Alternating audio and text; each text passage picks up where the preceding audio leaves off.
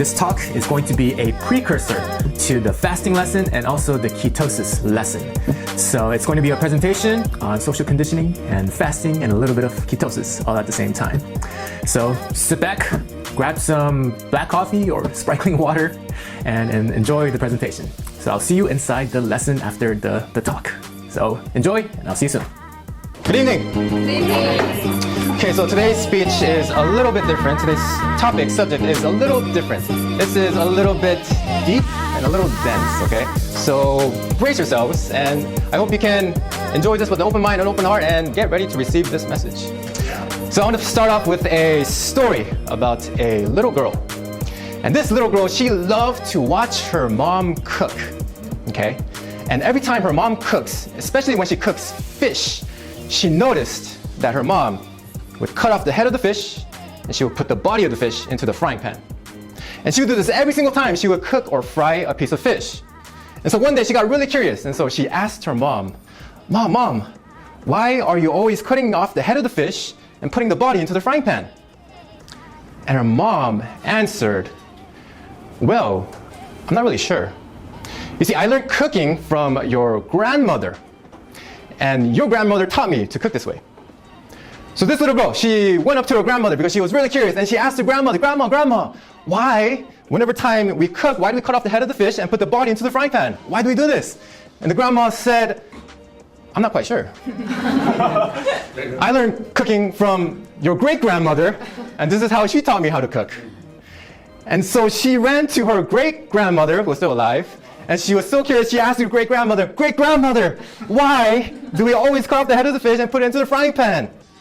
And the great-grandmother, she said, 50 years ago, we used to have very small frying pans. And because the entire fish wasn't able to fit into these small pans, we had to cut off the head of the fish, or we had to cut it in half. And even though the family now has a gigantic frying pan, they are still cutting off the head of the fish and putting the body into the frying pan. This is known as conditioning. And this is a very small scale of conditioning. And when it happens like this, it's kind of like the game of telephone. You know that old game of telephone where you have a message on one end of the telephone, and that message gets passed on to another person. And then that person passes it on to another person, and that person passes it on to another person, and by the end of the line, the message is completely different from the original message, right? That is what is known as conditioning. And if you take this conditioning to a much grander and larger scale, this is called social conditioning. And there's also many different terms for this phrase. It's social conditioning, there is groupthink, cultural conditioning, cultural escape, there is herd mentality, just to name a few. So what happens if it goes to like a grander, larger scale, right? And let me just give you an example, and this is an extreme example, okay, but it's just a good example, so let me give you this example. So there was a group of people, and there was a leader for this group. And this leader somehow got to influence this group of people that they were the superior people. They were superior, far above everybody else. And he somehow got to influence them that there were a specific inferior group. And he somehow got them to I'm stumbling on my words, influence them to believe that they need to put these inferior people into prison. And this thing, it spread like an epidemic across the entire country. And this was known as the Holocaust. Now, I am pretty sure that there were very intelligent people living in the country of Germany at that time, right? But this type of social conditioning, social conditioning, most of the time is good. But then when it gets bad, it gets really bad. So if this type of negative social conditioning occurs, it becomes so strong. It's like a magnet that's really hard to escape from, even though you're really intelligent. Social conditioning gives us the belief that is so real, and it's so hard to distinguish between what's true and what's false, even though every single piece of our common sense tells us not to believe it. This is how strong it can become. So the thing is, how does social conditioning start? Right? How does this happen? How can we make this happen? So it starts with a few principles of influence. And I talked about this many times, but it's by Robert Cialdini. He has 6 principles of influence. And I just want to talk about 2 today. So the first is authority. So authority is somebody who has a position of sorts, a title of sorts, or an expertise of sorts. And authority doesn't necessarily have to be some kind of title or status. Authority can be established if somebody has a strong belief in something. If somebody has a strong enough belief, and if they have a strong enough reality, they can draw people into their sense of reality. They can compel people into it. So let me give you an example to make this easy to follow. Okay. So wasn't there ever a time where, say for example, we are going somewhere. We're going to like a restaurant. Okay. Say we're going to, second round, we're going to In-N-Out after this. Okay. We're all going to In-N-Out after this. And say the person that was leading us there, they were going the wrong way, okay? And we knew they were going the wrong way because we've been there before, okay? But this person was so 100% convinced that that was the right way that you started to question it. You started to think, is that the right way? Even though you know it's not the right way. And so it gets other people to follow along. And so when this happens, when that sense of authority is established, the second thing falls into place. To social proof. Social proof is the idea that if more people are doing something, the more likely an individual is likely to follow along. So when other people are all going to In-N-Out in the wrong direction, and say this person also wants to join in, they're outside of the group, and they think, which way is In-N-Out? And they all look to the people. They're all going that way. They must be right if that many people are going that way, right? So they then also follow along in the wrong direction. And when this snowballs, and if it reaches a high enough point, like the tipping point, as Malcolm Gladwell puts it, then it becomes social conditioning. So how do we counter social conditioning? We counter this by really thinking to ourselves. Right? We have to learn how to think about the process of thinking, not just the result of thinking. So it's like not just handing us the answer, was like figuring out how to get to the answer. Okay, so that's one way how to counter social conditioning. And I said all of this so I can say this. This all has a path, okay? I'm directing you towards a path. This has a journey, and this is a multiple part series of a journey. But okay, I said all this to say this. And if you haven't thought about this, really think about this, okay? So why do we eat 3 times a day? My mother told me. Really think of it. If you've never thought about it, really think about it. Like, why do we eat 3 times a day? Maybe because we got it from our parents, and then their parents got it from the previous generation, and then they got it from another previous generation. And so it's like, why do we eat 3 times a day? And maybe it could be that some of the food corporations, they got us to believe that, yeah, you're on point there. Yeah, definitely. The more we eat, the more money these food corporations make.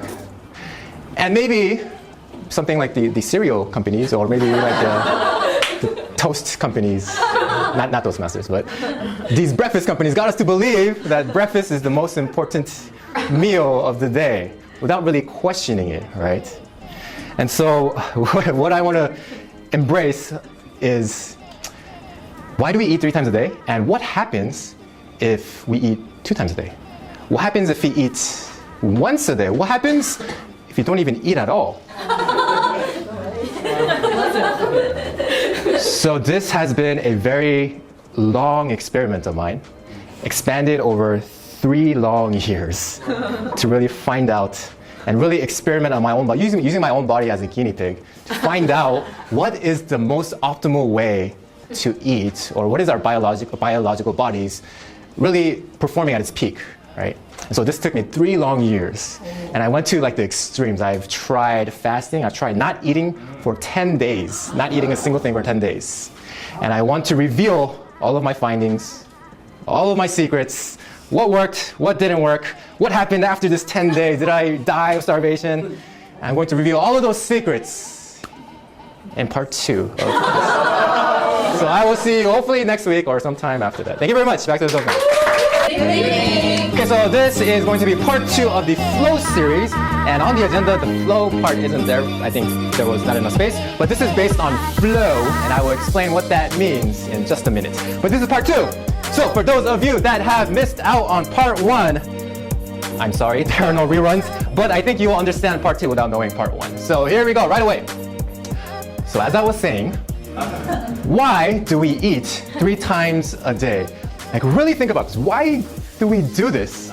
Right? This is out of pure conditioning. So let me give you the story of how we came about eating 3 times a day, okay? This all started in the Middle Ages in Europe, in the medieval times, okay? And research shows that before people went to work, they would have a light meal. And during work, they would have a heavier meal. And then after, when they came home, they would have another light meal. And this process went on through generation after generation after generation, until it came to this one man. This one man, he went on a boat and he sailed across the ocean to the other side of the planet, and he discovered America. And in America, he found out that these Native Americans, they were just eating whenever they wanted. Okay, the person is Christopher Columbus, by the way, if you haven't noticed. Christopher Columbus, he noticed that these people, they would eat just whenever they wanted, whenever they felt the urge to eat. And he felt that this was very uncivilized, okay? So he taught them that you're supposed to eat once in the morning, once in the day, and once at night. And this has stayed with us ever since. But the question is this the best way to eat? Is this the best way for our biology? That's what I will dissect into. So before I dissect into this, let's go back even further, okay? Let's go back tens of thousands of years into caveman days. How did they eat? How did these hunter-gatherers eat? And it turns out that they ate through what is known as a feast and famine cycle. What this means is that they would have a lot of food for one period of time, and then when they ran out of food, there would be this period where they wouldn't have anything. They would be fasting, in a sense. So what happens to our bodies when we have this sort of feast and famine type of cycles? What happens if we fast, if we famine? Because we all know when we feast, what happens to our body. So what happens when we fast? So this is going to be a little bit of a fasting 101. I'm going to give you some information on fasting, and there are many, many, many benefits of fasting. And as I was going through this presentation, I was thinking, what are the disadvantages of fasting? And honestly, I couldn't really think of any. So the one disadvantage is hunger. That's pretty much it. Very big. Okay, but the benefits outweigh the disadvantages. Okay, so here are some benefits. Okay, fat loss, cleansing, autophagy, gut bacteria, hormone balance, and energy. So we're going to dissect on these 2 things. You're probably not familiar with these 2 things. So let me talk about autophagy first, okay? And let me give you the science behind this. And to introduce this, I need to introduce you to somebody. He is, what's his name? Yoshinoro Osumi. And he is a cellular biologist, okay? And he did a fascinating study. So he did this fascinating study on rats, and he found out that if you starve the rats for a period of time, and when he looked into their cells, he found out that the healthier cells would start eating the damaged or older cells, okay? So what this means is that the old cells get removed while the healthier cells, they got stronger and stronger. And this not only happened in rats, it happened in other animals, and finally, it happened in humans.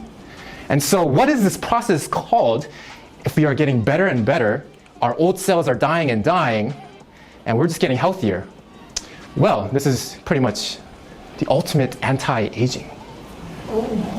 For this study that he has found out, this brilliant study, he won the Nobel Prize in Medicine in 2016. Wow. 2016, that was only 3 years ago that this study has been figured out. So that is why we haven't really, maybe some people have heard of fasting because there's a big trend these days, but a lot of us haven't heard of fasting and its benefits. So how do we fast? How do we get some of these benefits? Okay, so I'm going to give you a very elementary view on how we can fast. So there are different types. So there's prolonged and intermittent fasting. So this one's kind of advanced, so I don't want to talk about that. So I'm going to talk about intermittent fasting. Okay, I'm going to give you 3 simple ways, 3 simple levels on how you can tap into some of these autophagy and reverse anti-age your skin and your whole body. Okay, so beginner level. You skip breakfast. That's it. You just skip breakfast and you can drink water, you can drink tea, you can drink coffee. But it has to be 0 calories, so you can't put anything in your tea or your coffee. Okay, so you just skip breakfast. Very, very easy. Intermediate, you skip breakfast and have a later lunch. So instead of having your lunch at 12 p.m., you increase that to 3 p.m.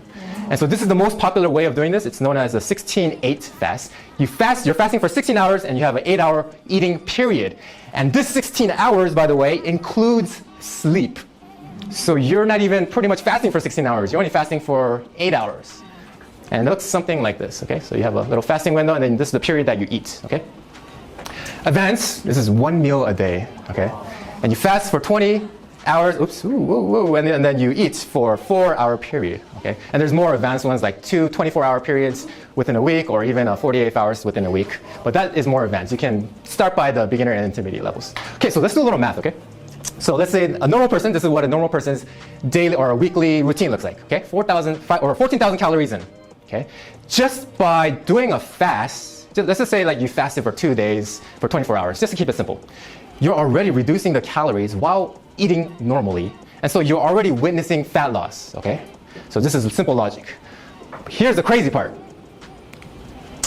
Okay, let me give you this example. So say that you're eating 6 times a day versus fasting, okay? I used to do this, and this used to be crazy. This drove me crazy because you all the time you're just focused on eating. Like your entire life becomes eating. So you can't really focus on anything else. So it was pretty crazy, okay? So this is a big benefit of fasting. You save yourself time because you don't have to do all that organizing, that cooking, that cleaning up, and worrying about food. Save yourself so much time by doing this. And here's, again, the craziest part. 2,000 calories, 2,000 calories. You eat the same thing with the same amount of calories, but if you divide it into 6, you don't get the health benefits of that fasting process. You don't get that autophagy kicking in. But if you fast, you get all of those benefits, even though you're eating the same exact thing. You're just eating it smarter. You're just taking advantage of your biology. So let's talk about energy a little bit. Okay, so energy. Fasting gives us energy, but I thought you were supposed to, or fasting makes you hungry. How do you have energy when you're not eating anything? How does that even make sense, right? Okay, so to make sense of this, let me give you an example. So let's go back to caveman days, hunter-gatherers, okay? And let's say that we're going through that feast and famine cycle. So let's say we haven't eaten for, I don't know, multiple days. So we're really, really hungry. So what our body starts to do is this. Our body tells us, hey, David, you really need to eat. If you don't eat, you're going to die. So what the body will do is it will allocate all of its energy, all of its resources to the body and to the mind so that we will stay attentive enough so that we can find food. To give you an example, a visual example, think of this. Okay, who do you think has more drive, has more power, and ultimately has more energy? A lion that is full and satisfied, or a lion that is hungry? Who do you think has more drive to catch an animal? Right, it's pretty okay. Full lion is calm. Hungry lion is ferocious. This will all make sense once I explain this. Let's talk about the science behind this, okay? And okay, so I started this entire 3-long-year research not because of health. It really wasn't because of health. My main purpose was to be able to find out how I can focus better, how I can tap into those flow states. If you don't know what flow states are, it's those states where you are so focused on something, like you are so into something, into like your craft, that everything else, you can't even see anymore, right? It becomes background, it becomes bokeh. So you're so focused that even like a fire could be going on and you won't even notice, because you're so focused in your craft. So that's what is known as flow states. So I wanted to find out how can we do this on a consistent basis. And it led me down this giant rabbit hole, okay? And why do we get energy when we are fasting? Okay, so this is hard to explain, but I'll try to explain as in a most elementary way as possible. So, okay. The way that our body gets energy is 2 ways. There's only 2 ways our body gets energy. It's through glucose, and the other way is through fat. Glucose is the carbs, the pastas, the rice, and everything else. And there's another food group known as protein, but protein in the body converts into glucose. So there's only 2 ways, okay? Glucose and fat. So 99.99% of the society, we're used to eating glucose and using that as our source of energy, okay?